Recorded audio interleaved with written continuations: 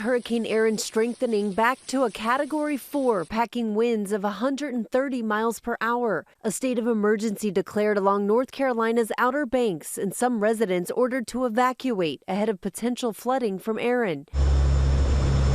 Hurricane hunters capturing this video as they flew their plane into the eye of the storm. Erin bringing heavy rain and wind to parts of the Caribbean over the weekend. Its outer bands lashing the Virgin Islands and flooding parts of Puerto Rico. Thousands there without power. As Erin tracks north, the first major storm in the Atlantic, bringing dangerous surf from Florida to Maine. Waves up to 12 feet expected in some places. But the biggest threat is expected to be dangerous rip currents. Lifeguards along the East Coast already on alert after recent drownings and a number of rescues. In St. Augustine, Florida, crews saving a swimmer swept nearly a mile offshore. And at New Hampshire's Hampton Beach, more than 140 people were rescued in just 1 week as so-called flash rip currents hit the coast. You could be at waist, chest depth, in the water perfectly fine, and then a set comes through, a set of waves, it kicks up the sand, it rips that sand out. Experts now say the age-old advice of swimming parallel to shore may not always work. ABC's Victor Akendo recently tested out why. It's taking us to the left. Officials now urging do less. Take a moment to determine which direction the current is flowing, then try and swim perpendicular to that direction. When you can no longer fill the pool, swim at an angle back to shore, and if you can't, float until help arrives.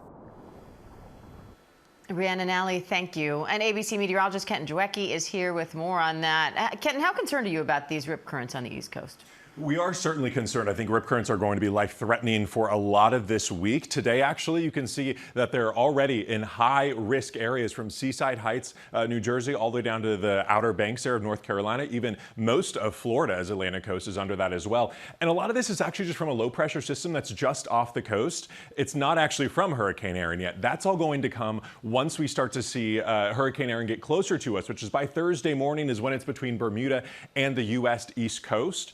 And we can see with the track of it here, we aren't going to get much rain from it either. Maybe a little bit of rain could potentially just reach the Outer Banks, but overall, that's all staying out to sea as well because we have a stationary boundary that's going to push it back up towards the northeast and away from our homeland here. Then when you can see, just looking at the wind outlook, we're not even going to see that much wind from Hurricane Erin, potentially 30, maybe 40-mile-per-hour winds. We might eventually see some tropical storm watches there. We'll see, but overall, wind's not a main threat either. But when we look at Erin's wave heights, that's really when it does become, I would say, potentially even more dangerous than the rip currents. Because when you talk about waves, and again, we're looking at in these orange areas all along the coast here, 8 to 12 feet. That includes down to Myrtle Beach, especially on Wednesday, and then to the Outer Banks still Wednesday, Thursday.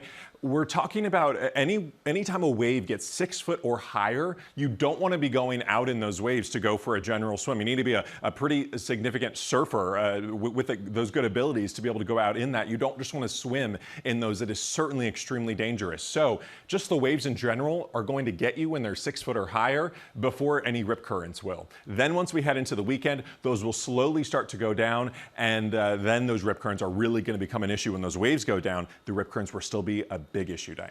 All right, Kenton Gewecke, thank you.